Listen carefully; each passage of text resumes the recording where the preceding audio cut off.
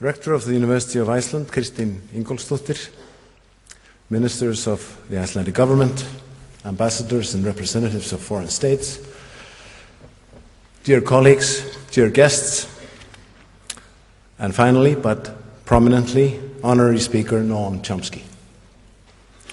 My name is Ástráður Eysteinsson, and as Dean of the School of Humanities, I should like to welcome you to this event, which constitutes a key contribution of our school to the centenary celebration of the University of Iceland. Our speaker here today will be talking about points of historical reference and their slipperiness and precariousness to the extent of blindness or erasure. One of the most frequently heard points of historical reference here in Iceland in the past 3 years is after the crash, eftir hrunið.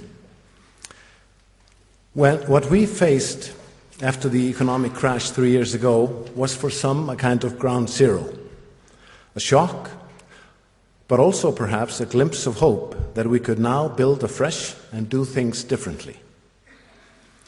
Many felt that we might have learned the importance of critical thinking, gagnrýnin hugsun, as we call it in Icelandic. And people in academia, including us in the humanities, thought that this might lend an edge to the social role of the university. What all of us should have learned is the inevitability of politics, the fact that we are all social beings and therefore political, and that we must not leave politics to professional politicians, nor vital social issues to what has been called a free market. The honorary guest of the School of Humanities on the occasion of the centenary of the University of Iceland has sought to teach us these lessons for some decades now. Time and again he has demonstrated that critical thinking and political enlightenment means scratching through the surface of shallow and often misleading media coverage and the ideological reconstruction, manipulation, or forgetting, willful or not, of events that shape the lives and environments of people in different parts of the world. Noam Chomsky, Professor Emeritus at the Massachusetts Institute of Technology, is a prolific and renowned scholar of linguistics. He has had an enormous impact in that field as well as in adjacent fields. He is often said to be the most cited scientist alive. What is truly astounding is how Professor Chomsky has found time for what can only be called another full-time career as a social critic and activist. He has traveled widely as a lecturer and participant at conferences, and he has written numerous political articles and books. Professor Chomsky gave a fascinating talk on linguistics earlier today, contributing to an interdisciplinary MA course now underway at the University of Iceland, dedicated to the various aspects of his scholarship and career. We now get to listen to his political lecture. 9/11 is only 2 days away, and the title of today's talk is The Two 9/11's, Their Historical Significance. It is a privilege and a great pleasure for us in the School of Humanities to have Professor Noam Chomsky as our honorary guest and lecturer. Welcome, Professor Chomsky.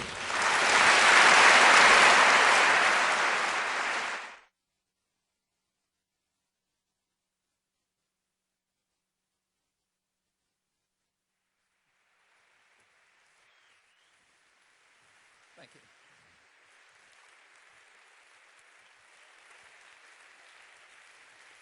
Thank you.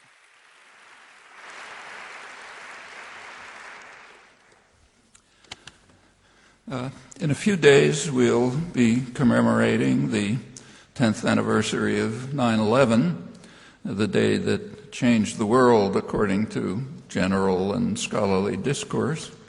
A horrendous crime committed with wickedness and awesome cruelty, in the accurate words of the noted Middle East correspondent Robert Fisk at the time.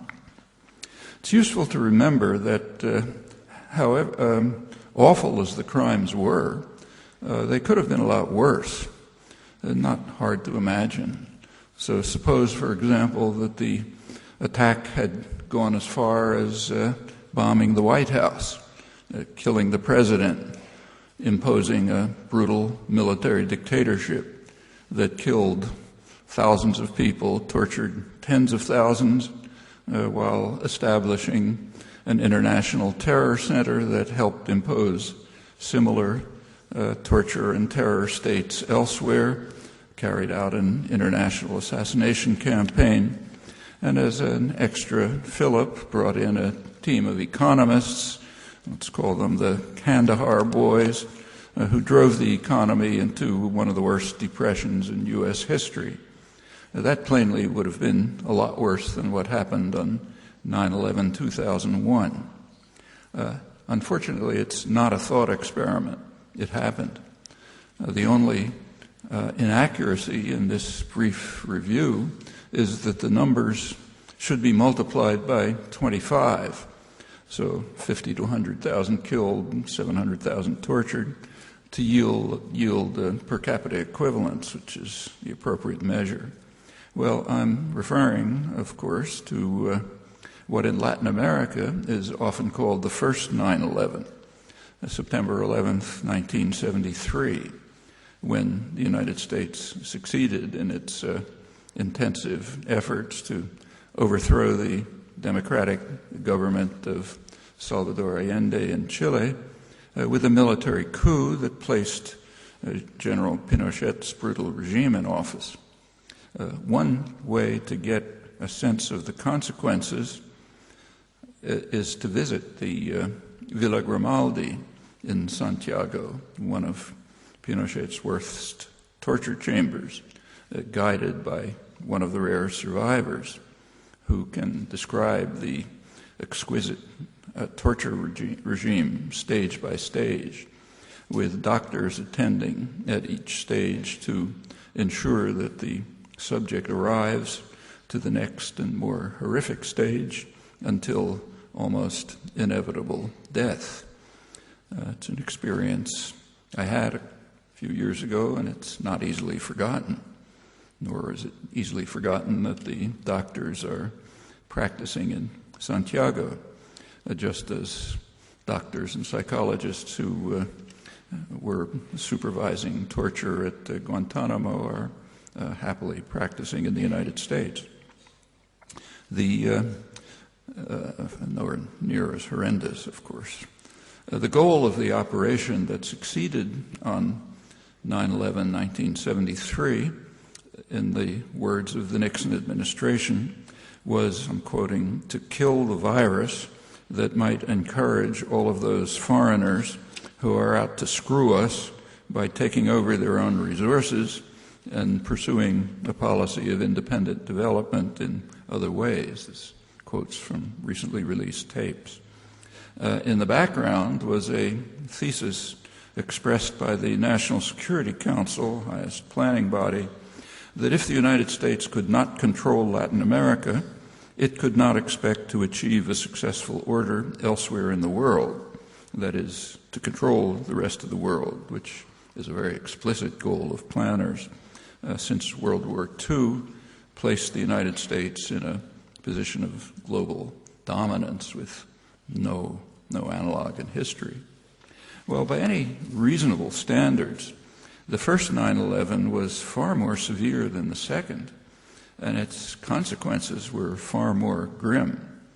But the first 9/11, unlike the second, is not held to have changed the world.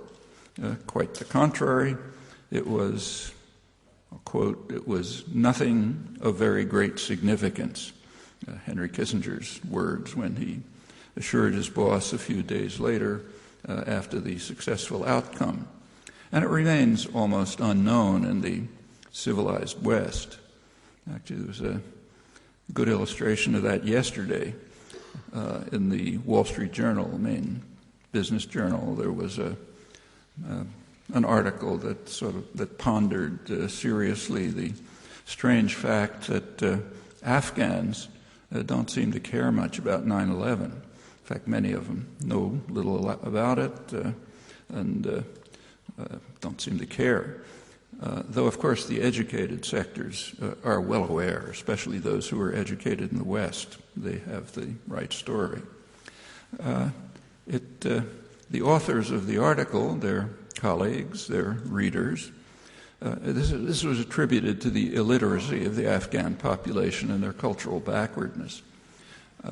Unlike the Afghans, the authors of the article, their colleagues, their readers, are quite literate, and by standard measures, conventional measures, they're culturally advanced. But the idea that we should even think about the first 9/11, for which, of course, we bear substantial responsibility, that idea is so outlandish that even to consider it would be inconceivable or maybe treacherous. It's a fact that yields some lessons about the moral and intellectual culture, not just of the United States, but the West generally.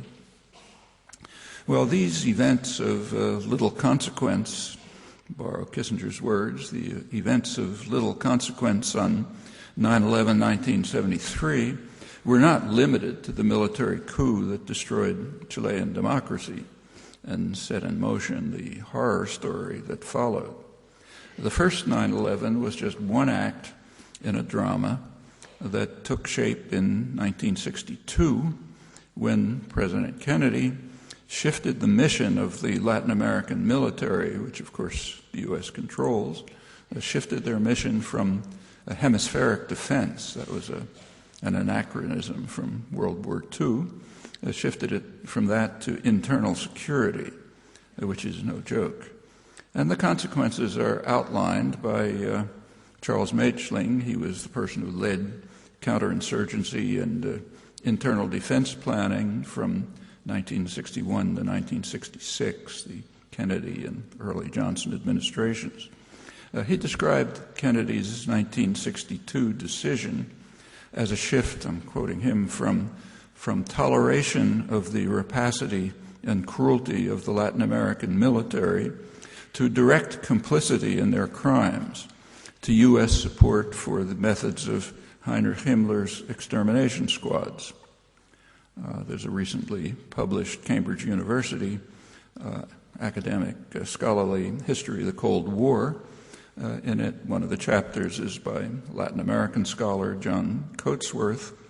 He writes that from that time, 1962, to the Soviet collapse in 1990, I'm quoting him, the numbers of political prisoners, torture victims, and executions of nonviolent political dissenters in Latin America vastly exceeded those in the Soviet Union and its East European satellites. That included many religious martyrs. There was a kind of a war against the church underway, and mass slaughter as well, consistently supported or initiated in Washington, equally consistently backed in Europe. The last major violent act was the brutal murder of 6 leading Latin American intellectuals, Jesuit priests, just days after the Berlin Wall fell, also their housekeeper and daughter, to ensure that no witnesses survived. The perpetrators were an elite Salvadoran battalion, which had already left a shocking trail of blood, probably tens of thousands of victims. They had just returned to El Salvador after renewed training at the John F. Kennedy School of Special Warfare in North Carolina. And they were acting on direct orders of the High Command, which had intimate relations with the U.S. government. That was revealed 2 years ago in the Spanish press and the Salvadoran press, arousing no interest in the West. This savage slaughter framed a decade in El Salvador, which opened with the assassination of Archbishop Romero, who was known as the voice for the voiceless, by much the same hands while he was reading Mass. Also a matter of no consequence, little noticed, long forgotten. If anything remotely like this had happened, say, in Czechoslovakia, horror would have been unconstrained. They would have been denounced, crimes would have been denounced eloquently as a vivid illustration of the unspeakable criminality of the Kremlin conspiracy to rule the world. We might have gone on to war. But the events took place in U.S. domains and are therefore of little consequence and quickly forgotten in the West. The masters of mankind borrow Adam Smith's phrase, the people who own the economy and those who serve them, they enjoy a more pleasing self-image. Actually, it's articulated rather well in Britain's leading journal of international affairs. Last few issues, articles discuss, I'm quoting, the visionary international order of the second half of the 20th century, marked by the universalization of an American vision of commercial prosperity, and they muse soberly over whether the rising Asian powers will someday become mature enough to abide by the norms of the international system crafted by the West, namely non-interference, diplomatic interdependence, and the sovereignty and equality of all states. One of the pleasures of intellectual life is that one can reside comfortably in these attractive domains. I should say that not everyone succumbs to these doctrines about Western magnificence. Some interpret the norms of the international order quite differently. For example, very recently, a respected left liberal commentator in the United States, Matthew Iglesias, who writes that one of the main functions of the international institutional order is precisely to legitimate the use of deadly military force by Western powers, where the term Western, of course, means the United States or those it authorizes. Now, these words are not criticism, but applause. We must accept them as not only valid, but laudable. One can raise no more than tactical objections if, say, the United States invades other countries, murders and destroys with abandon, overthrows governments, assassinates suspects at will, as it's doing now, and otherwise fulfills its obligation in the service of the civilized world. If the traditional victims see the matters somewhat differently, that merely reveals that they're like Afghans. They're uncultivated, they have a long way to go to reach our level of enlightenment. Let's return to the thought experiment concerning 9/11 and just carry it a few steps further. Suppose that on the 10th anniversary of the first 9/11, the victims had sent a secret mission to the United States to assassinate Richard Nixon and Henry Kissinger, then dumping their bodies at sea. Would that have elicited exuberant approval in the West? Well, again, the thought experiment is quite real, as we all know. On May 1st, an elite team of U.S. commandos, Navy SEALs, invaded Pakistan on a mission to assassinate Osama bin Laden, who is the presumed, I stress presumed, mastermind of the second 9/11, and they carried out their mission successfully after having apprehended him unarmed and defenseless, accompanied by his wife, who the commandos shot in self-defense when she lunged at them, according to the White House report. We may recall that Nixon and Kissinger are not merely the presumed masterminds of the first 9/11. Their responsibility is not only well documented from impeccable sources, but it's also acknowledged and with pride.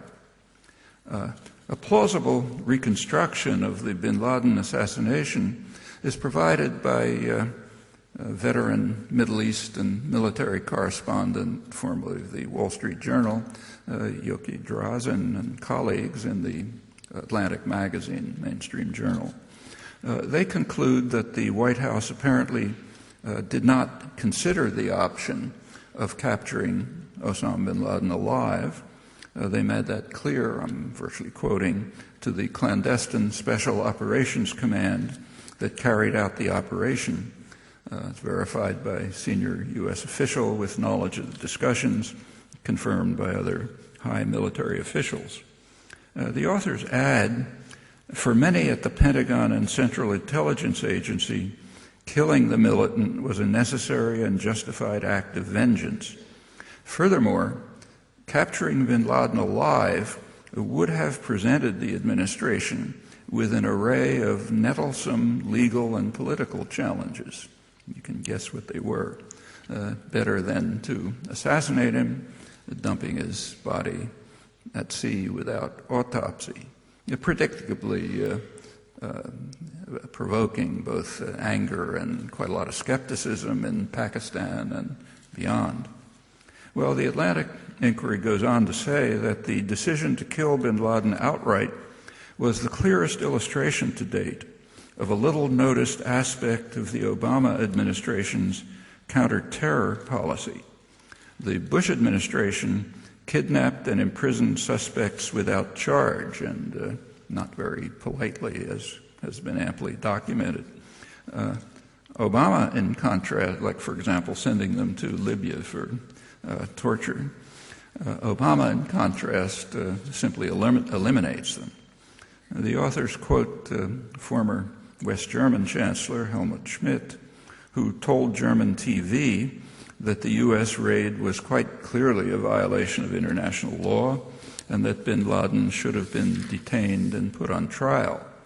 And they contrast Schmidt with Obama's Attorney General, Eric Holder, who defended the decision to kill bin Laden, although he didn't pose an immediate threat to the Navy SEALs. He told a House panel that the assault had been lawful, legitimate, and appropriate in every way. The disposal of the body without autopsy was also criticized by allies. The highly respected British legal authority, Geoffrey Robertson, who incidentally supported the intervention and opposed the execution only on pragmatic grounds, he nevertheless described Obama's claim that justice was done as an absurdity, as should have been obvious to a former professor of constitutional law. He went on to say that both Pakistani and international law mandate an inquiry whenever violent death occurs from government or police action.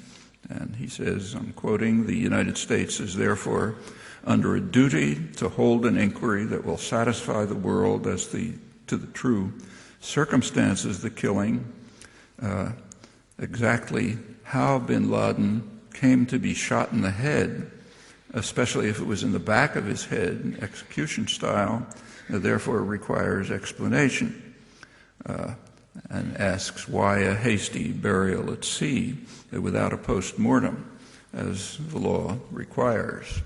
You can again guess the reasons, as much of the world is doing. Robertson usefully reminds us, quote him, "It was not always thus. When the time came to consider the fate of men much more steeped in wickedness than Osama bin Laden, namely the Nazi leadership, the British government wanted them hanged within 6 hours of capture. President Truman demurred. He cited the conclusion of Justice Robert Jackson, chief U.S. prosecutor at Nuremberg, his judgment that summary execution would not sit easily on the American conscience and would not be remembered by our children with pride. The only course is to determine the innocence or guilt of the accused after a hearing as dispassionate as the times will permit, and upon a record that will leave our reasons and motives clear." That was 1945. We've traveled a long way from then. In societies that profess some respect for civilized norms, suspects are apprehended and brought to fair trial. And I stress suspects. In June 2002, 8 months after the 9/11 attacks, the head of the FBI, Robert Mueller, he spoke to the press, and he presented what the Washington Post described as among his most detailed public comments on the origins of the attack. He could say only that investigators believe that the September 11th attacks came from al-Qaeda leaders in Afghanistan, that the actual plotting was done in Germany, and that the financing came through the United Arab Emirates from sources in Afghanistan. Well, what the FBI believed in June 2002, they plainly didn't know 8 months earlier when the bombing began, in order to compel the Taliban to turn the suspect over to Washington. So it is not true, as President Obama claimed after the assassination, his words, "We quickly learned that the 9/11 attacks were carried out by al-Qaeda." Well, there's never been any reason to doubt what the FBI believed in mid-2002, but that leaves us far from the proof of guilt that's required in civilized societies. And whatever the evidence might be, it doesn't warrant murdering a suspect who could easily have been apprehended. In fact, he was apprehended and brought to trial. And much the same is true of the evidence that's been provided since. The most comprehensive report to date is the government's official 9/11 Commission.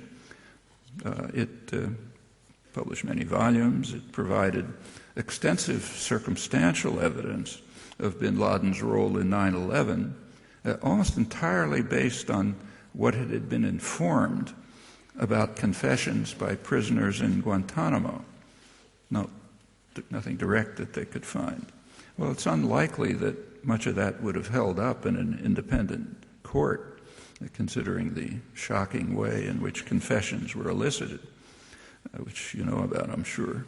But in any event, the conclusions of an official investigation based on secondhand evidence, however convincing one may find them, they plainly fall far short of a sentence by a credible court, and that's what shifts the category of the accused from suspect to convicted.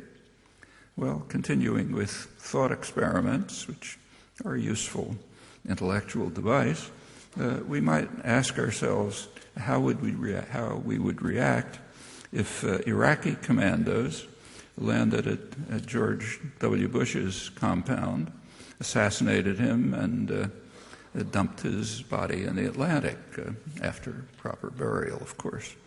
Uncontroversially, he's not merely a suspect.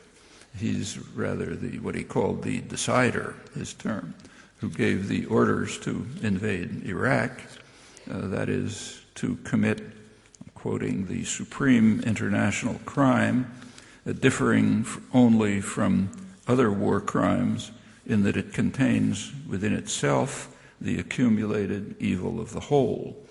That's quoting the Nuremberg Tribunal, since incorporated in international law. Well, in Iraq, the accumulated evil of the whole includes hundreds of thousands of deaths, millions of refugees, destruction of much of the country and its national heritage, and the murderous sectarian conflict that is now spread to the rest of the region.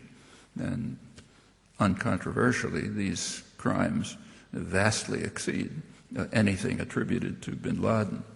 To say that this is uncontroversial, as it surely is not to imply that it's not denied.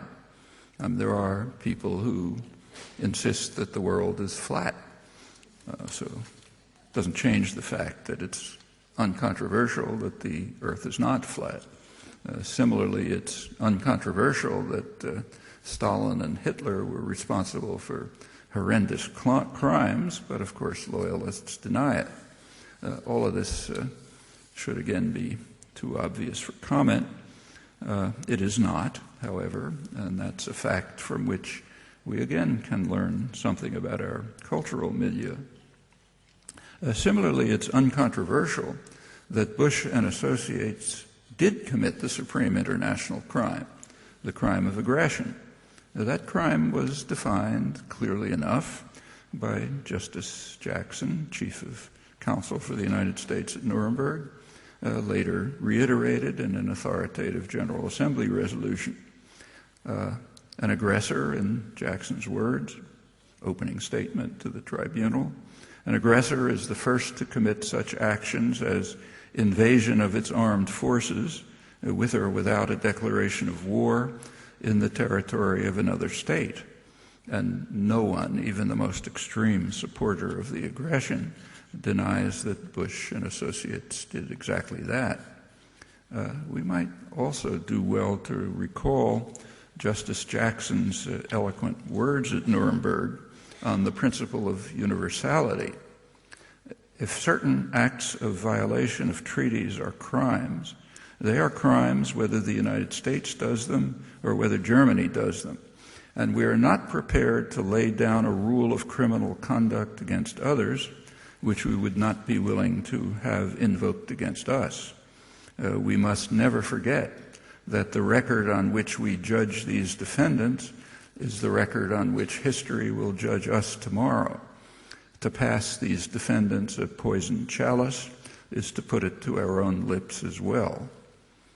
So we're left with two choices. Either Bush and associates are guilty of the supreme international crime, includes Blair and others, including all the evil that followed, the crimes that go vastly beyond anything attributed to bin Laden, or else we simply declare that the Nuremberg proceedings were a farce and that the Allies were guilty of judicial murder, victor's justice. I don't think there's an alternative.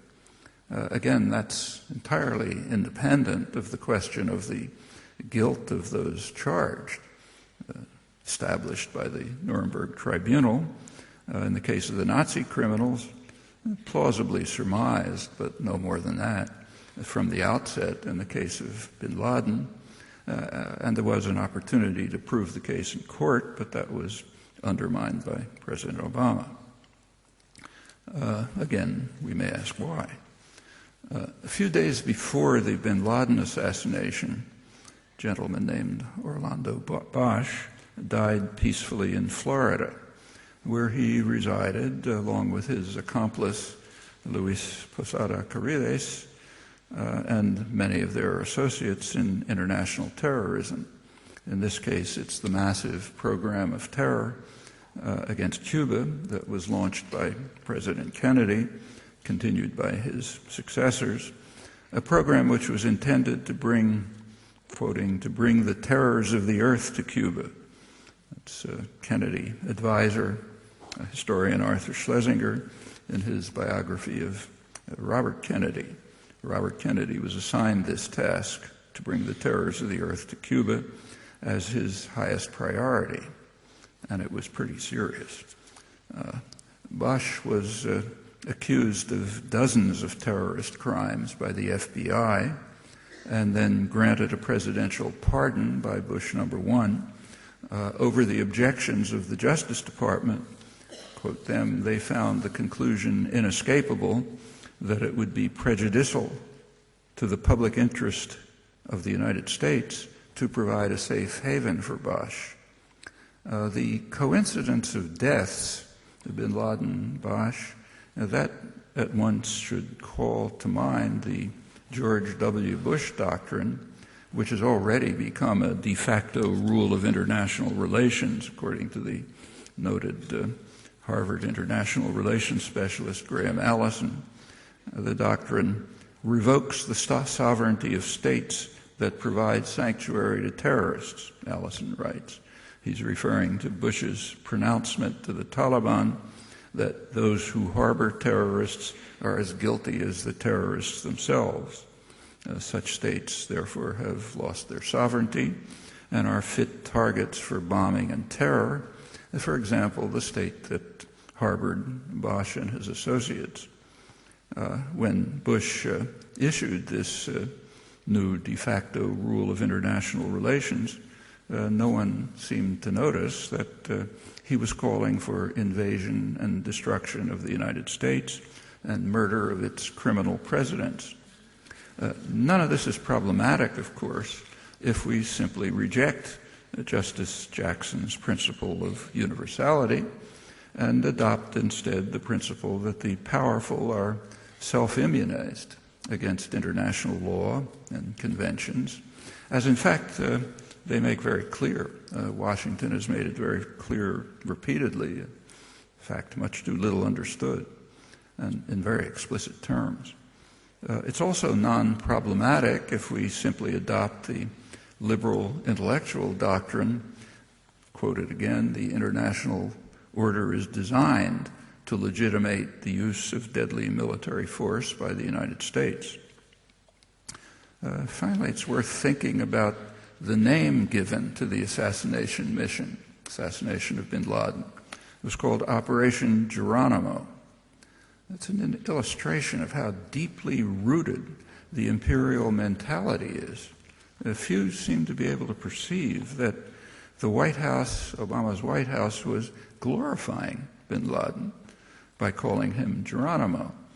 Geronimo was the Apache Indian chief who led the courageous resistance to the invaders that sought to consign his people to the fate, I'm quoting, the fate of that hapless race of Native Americans which we are exterminating with such merciless and perfidious cruelty, among the heinous sins of this nation, for which I believe God will one day bring it to judgment.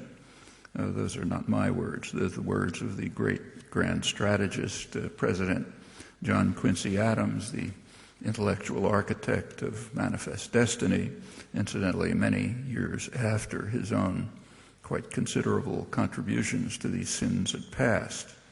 Well, there were some who did comprehend the significance of the name, among them the remnants of that hapless race who protested vigorously. And the same was true elsewhere, notably in Mexico, where there was great outrage and disbelief at the choice of name. And remember, these are among people who have not forgotten that the heinous sin in this case was carried out in territories stolen from Mexico in a war of aggression.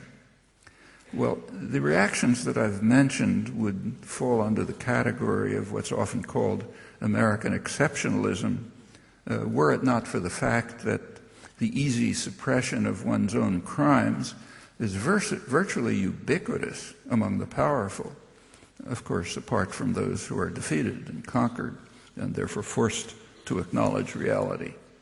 Other current illustrations are too numerous to mention. I'll take just one of great current significance, might lead to nuclear war. Consider Obama's terror weapons, drones, and they are terror weapons, of course. Consider those weapons in Pakistan. Suppose that during, another thought experiment, suppose that during the 1980s, when the Russians were occupying Afghanistan, they had carried out targeted assassinations in Pakistan aimed at the high U.S. officials who were financing, arming, and training the insurgents, incidentally quite proudly and openly. For example, the CIA station chief in Islamabad, who explained that he loved the noble goal of his mission, which in his words was to kill Soviet soldiers, not to liberate Afghanistan, a matter that it was of no interest. Well, there's no need to imagine the reaction if that had taken place. In fact, we wouldn't be here to talk about it because it would have led to nuclear war. But we must not overlook a crucial distinction. That was them. This is us. It makes all the difference. These remarks are quite misleading in at least one crucial respect. Necessarily they're the merest sample, and they might give the impression that they're somehow unusual, but they're not. An honest inquiry, I think, will demonstrate quite convincingly that the sample is all too representative, regrettably. And perhaps the most elementary moral principle, which is expressed in some form in every moral code, is some version of Justice Jackson's principle of universality. We must apply to ourselves the same standards as we impose on others, if not more stringent ones. That principle is almost universally accepted in words and accepted in application with regard to others, particularly official enemies, and it's rejected with quite impressive consistency with regard to ourselves. Worse still, the blatant contradiction is scarcely noticed. In fact, virtually every society has a respected cadre whose task is to efface it. In the modern world, they're called intellectuals. On the centennial celebration of a great university, it seems appropriate to suggest that a primary task of a humanistic education should be to cast a piercing light on this tradition and to bring it to an inglorious end. Thanks.